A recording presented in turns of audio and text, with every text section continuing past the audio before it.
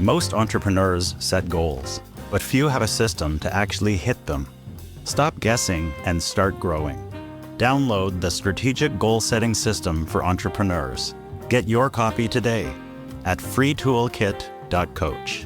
That's freetoolkit.coach. Hi, Shannon Waller here, and welcome to this episode of Inside Strategic Coach. Today, Dan and I are going to talk about a really interesting concept relative to entrepreneurs, and that is rejuvenation. So, Dan, I know that a lot of entrepreneurs have a really difficult time taking time away from their business, but you've always said how critical and vital it is to their success. So can you just say why rejuvenation is so important for people? People get worn out. This takes the form of that when people get worn out by constantly working, three immediate things happen is that they start getting bored with the work that they're doing. And the reason is because they're not seeing any variety in their life. And so one of the things you want to do is that you want to work intensely when you're actually working, but then you want to break from the work. And it's a bit like what would happen if someone worked out at the gym for 5 or 6 hours every day. What you would find is that your system would start deteriorating. You would start breaking down, muscle would break down, and your performance, instead of going forward, would actually go backwards. And I think the same thing happens with your creative muscles, your mental muscles, your management muscles as an entrepreneur. I think the other aspect is that's sort of the negative side. The positive side, Shannon, is that for the most part in the 21st century, entrepreneurs don't live in what I call a time and effort economy. In other words, that by choosing to be an entrepreneur, you're choosing to have only one standard for judging your performance. And it's not the amount of hours you put in. It's not about the amount of effort you put in. It's actually just the results that you get. And the results, if you're tired, take a long time, and the results, if you're really fresh and you've got a lot of energy, take a very, very short time. So it makes total sense to put your focus on results and then try to see how little time and how little effort that it actually takes to get those results. And so you have to get away. So my prescription for rejuvenation is that you have certain days that are work days, which we call focus days in Strategic Coach, and you have certain days which are preparation days, which we call buffer days, but then you have an increasing number up to a very satisfying level of free days. And on the free days, you don't do work-related activity, you don't do work-related communication, and you don't do work-related thinking. You're thinking and doing all sorts of things which are completely different from your work life. And that getting away, that contrast in activity actually rejuvenates you, just in the same way, going back to the gym analogy, that if you worked out and then you took a rest from that particular muscle group and then you did something else, you find that your muscles would grow as a result of that, and you'd have lots of physical energy. Well, free days are sort of the break that you get, which allows your mind to be very clear, very focused, very energized when you come back to work. So this is kind of fascinating because I know a lot of entrepreneurs over the years, and they struggle with taking that time away. But we also know, though, that for people who really do take the free days, they actually experience enormous jumps in both productivity, profitability, increased revenue. And it looks like it shouldn't happen, but it does. Mm-hmm. Tell us more about that dynamic. Well, I just got off the phone this morning with really top entrepreneur in the 10 Times program, and out of the last 90 days, he had worked 25 days, and he had 65 days off. Had done 4 separate trips for different reasons throughout the U.S., in Europe. At the same time, his company was making an absolute exponential breakthrough in terms of technology, which he had set up before he left and then only needed to be back for days at a time to check up on the progress. And this breakthrough is just extraordinary, and it relies entirely on very little of his time, vastly expanded teamwork and vastly expanded use of technology. He would not have come up with that idea if he was going to work the 90 days or he was going to work 85 days. And the project would not have moved forward if he had not had that great amount of time off. So, I have living proof going back 43 years of this concept that the most effective entrepreneurs actually don't work all the time. Two things about it is that they are much more productive in the short run, much more creative in the short run, but they're incredibly more successful in the long run. So that's really interesting because I know every entrepreneur wants to be more creative and wants to have a big and long future ahead of them. But if they don't take time away from their business, this won't happen? Is that what you're saying? No, they'll burn out. And the problem is that people who burn themselves out burn other people out. So there's not much enjoyment. I mean, people can say, well, my work is my pleasure, but I have to tell you, the people around you don't experience it that way. Okay, your family doesn't experience it that way. Your friendships don't experience it that way. So people who are obsessed about something can convince themselves of anything, and they can make up a very good story about what they're doing, but in fact, they're not very effective. And what I find is that people who work all the time and don't take breaks spend an enormous amount of their time putting out fires and dealing with crises and having to repair things, having to start over. And the reason for the crises, the fires, and the setbacks comes about because they're actually fatigued. They're very, very fatigued. Their judgment goes. They are not seeing things in the form of the big picture. And the most important thing is that they're not really appreciating the full value of their teams. They're not appreciating the full value of the opportunities that they have available to them. Basically, they become almost like hourly laborers who are always putting in 10 or 12-hour days, not getting any weekends off, not getting any holidays off or anything else. They just will not grant them that. And the truth of the matter is that they just got into a bad set of habits when they were young. For one reason or another, they've said to themselves, I only feel good about myself when I'm working, and I don't feel good in any other part of their life. Well, they just haven't, what I would say, developed themselves in other parts of their life, so this becomes an excuse. So it's very, very interesting. I mean, I suffered from it. My great savior was Babs, my partner at Coach and my lifetime partner. I met her in 1982, and I would say in the previous 8 years, certainly since I had been out in the marketplace by myself, I can't tell you an actual real free day that I actually took. I was tired all the time. I was dealing with a great deal of self-created complexity because I wasn't allowing myself to get away. And her encouragement and constant pushing this whole thing about taking free days really transformed my life. So what happens from a business sense when an entrepreneur decides, yes, they're going to take some time away from their business, they're going to disconnect? I know a lot of people are afraid that the walls are going to fall down and the sun will no longer rise in the east. But what happens when people do or are encouraged and supported to take that time away? What happens with the team? What happens with the company and the processes when people aren't there all the time?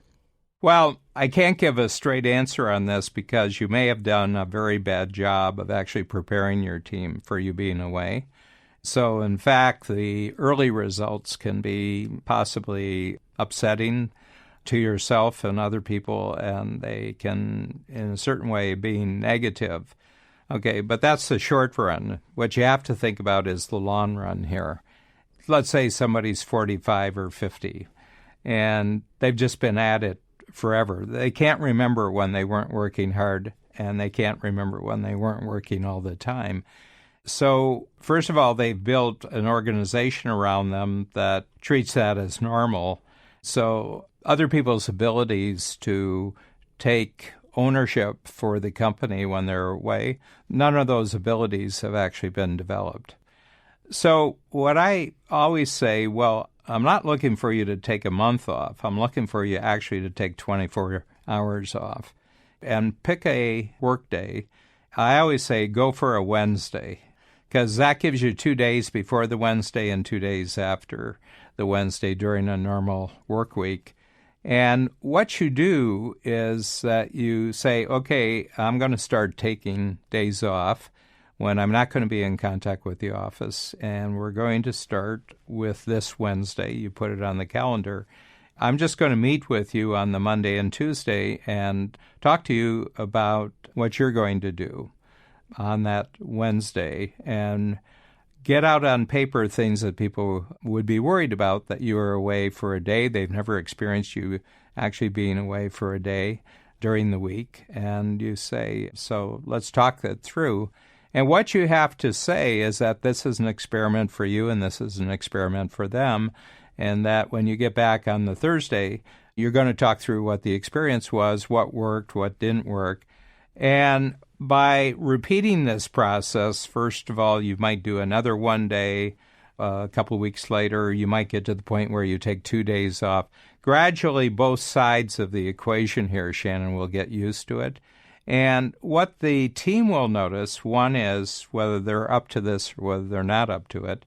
Some of them will experience it as very uncomfortable pressure, or they'll just waste the time when you're away. They'll take advantage of it and not do anything while you're away. But that's going to get sorted out because you have to, again, say, well, this is the way things are now. A year from now, how would I want things to be? 5 years from now, how would I want things to be? And gradually you begin to say, well, there's going to be short-term courage required. There's probably going to be short-term upset. There's going to be short-term suffering. But the question is, what other solution is there than for you to reverse yourself? And if you can do that, and you can get your team used to you not being there, what you'll notice is that the best people will step into the spotlight. And you will notice that you can go 1 day, you can go 2 days, you can go a week, you can go 2 weeks if there's proper planning beforehand and there's proper debriefing afterwards. In that way, you can say to yourself, I was thinking about working straight through the way I'm working until I'm 65, and then I'm not going to work anymore. You might say to yourself, I can get a lot of that enjoyment that I think I'll get out of retirement or vacations. I can start taking that right now. And the moment you get into it, you'll notice that when you have that day off, you come back on the next day and you're more refreshed. You have more perspective. You're much simpler in your thinking. And you become more strategic, not just tactical, but you become much more strategic. So I would say that I'm talking about my experience with thousands of entrepreneurs here, but I think that's the general kind of path and plan that I would suggest for people to do it. And you'll notice a huge jump on the personal side in terms of personal relationships, your family, friends, other things related to that. And you will notice that you move away from grading yourself on the number of hours you work, the amount of effort you put in, and more you'll just say, well, if I get these 5 results done over the next 90 days, that's a fantastic quarter. And the whole thing is, I bet I can get them done inside the company with not much effort and time on my part. I really like this perspective, Dan, because it's viewing yourself not as just an automaton who just is like a robot putting the hours in, but as a resource that needs to be maximized. And you want to maximize the results and minimize the time and effort. And your team is that too. So I would presume at some point they get free days as well. So this is really interesting. It's a very different shift or mindset than how if anyone was raised in a hierarchical organization or something more bureaucratic where you are rewarded based on time and effort and not on results. So you're saying, no, entrepreneurs need to have a different way of looking at their free time than the standard managerial set of people. Well, let me ask you a question. You have admitted to me that you have workaholic tendencies. Yep. How have you come to grips with this? Well, it's really interesting because I started with Coach in 1991, which was quite a while ago now. I remember starting and I would come in early and Babs would invite me to go out for lunch. I'm like, no, I'm working. She said, no, you're going for lunch now with us. I'm like, oh, okay. And I would work late. I really wasn't all that productive, to be perfectly honest. I put the time in and I was in a learning phase, so that was fine. But because you and Babs were so clear on the value of stopping, taking a break, even during the day, I started to focus much more on results and productivity than just putting in the time and effort, because that wasn't actually going to do it. And if you're working at a really high level, you need to give that burst and then stop and do something different. Now I'm at the point, many years later, where I don't even think about taking work home on the weekends. I never think about taking work with me on my vacations or my holidays. And I'm so well trained. So I was on my phone and someone said, "Oh, are you working?" I'm like, "Are you kidding me? I'm talking to my daughter." It just would not occur to me to do that. And my husband and I are both actually really good at holding each other accountable to that. And kids are brilliant at keeping you accountable. If you have any bad habits, just tell your kid you're on a free day and that you aren't doing any work things. And the moment you step into that territory, they're like, "What are you doing?" You're like, "Oh, sorry." In a moment, I want to talk about the long-term impacts of taking time off. But before we get to that point, I actually want to define the term rejuvenation, because you have a great explanation for this. And to me, it actually adds a lot of credibility and weight to why it's important to take time away from your business. Yeah, well, I grew up when they were still teaching Latin in the schools. I don't know whether that's done anymore. I don't even know if English is still taught in the schools, but certainly Latin. And the word rejuvenation comes from the Latin. It means to make yourself young again, or to make something young again. So when you rejuvenate someone, you're bringing youngness back into the way that you're operating. You're young again in your thinking, you're young again in your emotions, you're young again in your energy, you're young again in your creativity, and most of all, you're young again in your motivation. So that's why you're doing it. Most people think of a career as being a real burst and upward progress, and then you sort of level out and you sort of plateau, and then just gradually you get less and less efficient. But actually, it's a whole series of jumps. What a really proper career is. You burst, you take a jump, then you back off, you get rested, you get relaxed, you come back, you consolidate your gains, and then you take another jump. And you're the key person at doing this, because everybody else's ability to take jumps is entirely based on your performance, your behavior. So Babs and I, take 155 free days a year out of a 365-day year, which works out to about 22 weeks. We do them in different lengths of time, and we do them for different reasons and in different places. But just to prove the case, I've experimented a couple of times when I had a lot to do on my plate and it was coming up for free day time. And I said, it would probably be better if we didn't take the free days, and I just stayed and got this done. Now, I didn't really have any energy for doing that, but it was sort of the sense that, well, when am I going to get it done if I don't take the time that's scheduled for free days? That's just so much that I have to do. And what I notice is that there's a mind trick that happens, Shannon. And a lot about what we do in Strategic Coach is just you've been tricking your mind in a bad way. And what we do is we get you to trick your mind in a good way. So what I did, first for myself, and then I recommended for other people, and that is that I would get a sheet of paper out and I says, okay, now write down a list of everything that has to be done that you would use your free day time to get done. And then I would write it out. Then I put it someplace that I could look at it the moment I came back. I would take the free days.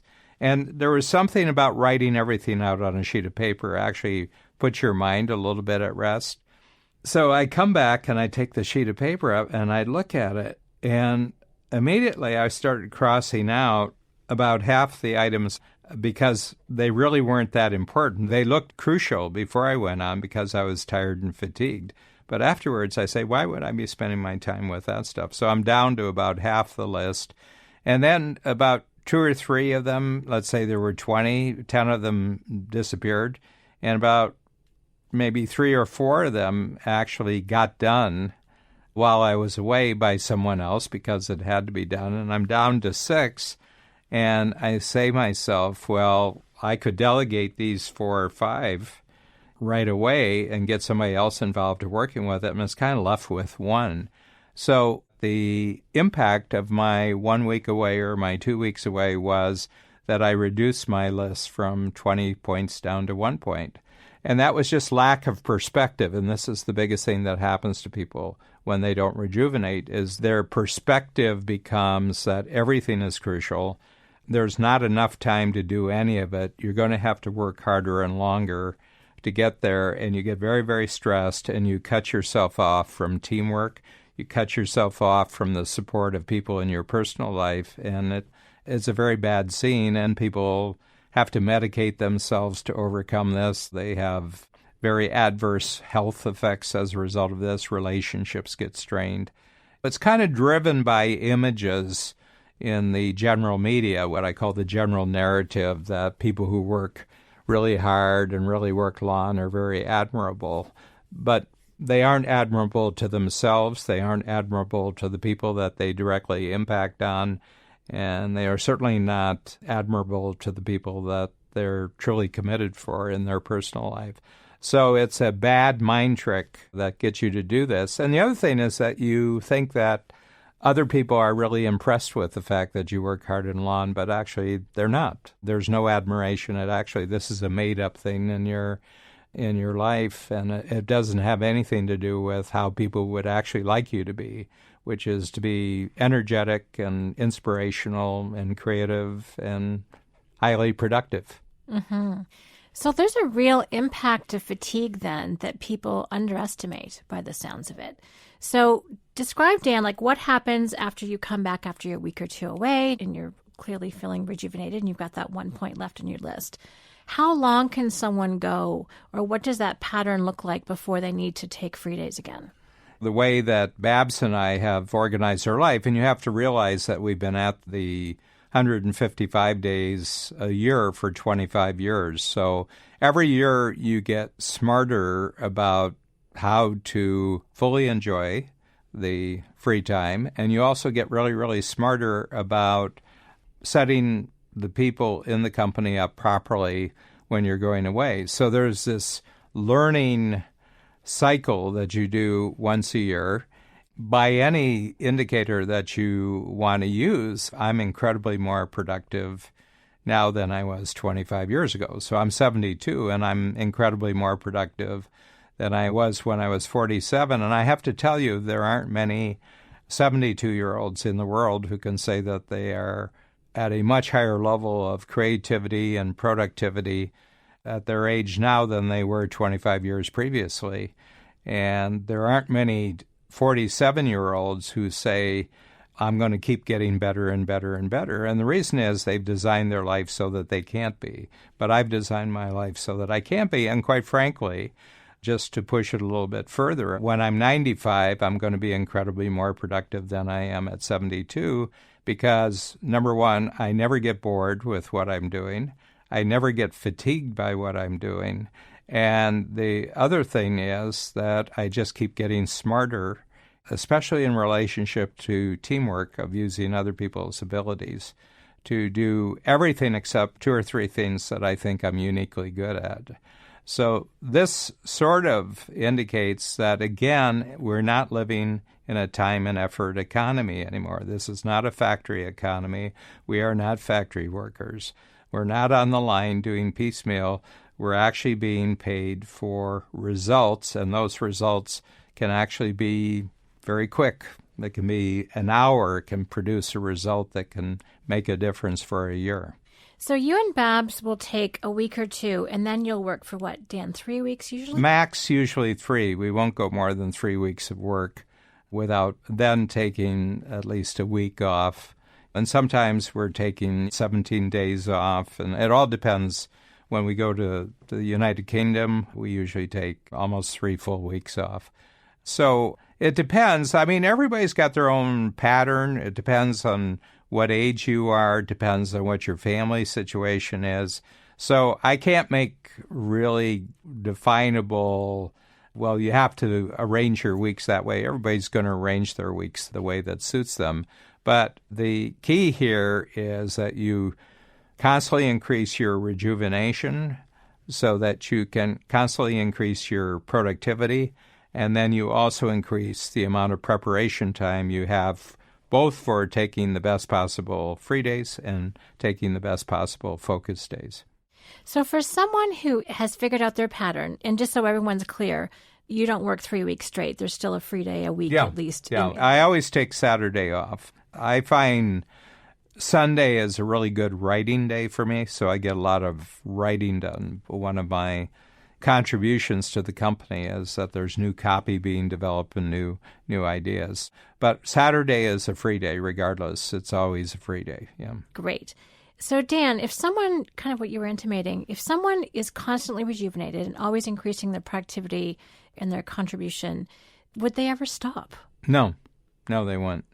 This is going back to your whole thing, is that if your future, the way you're looking at it, is always bigger than the past that you've already lived, there's no reason, and I think that the science world and the technology world is going to increasingly provide fitness and health and energy support for people who just want to continue working. But they truly have to love the work they're doing. It has to be entirely results-based work.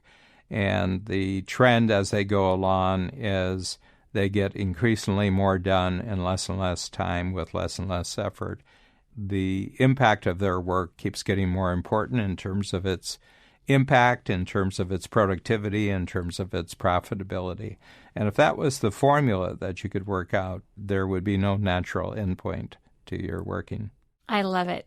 So thank you, Dan. This conversation about rejuvenation, I think, is really important because I think what entrepreneurs contribute is massive.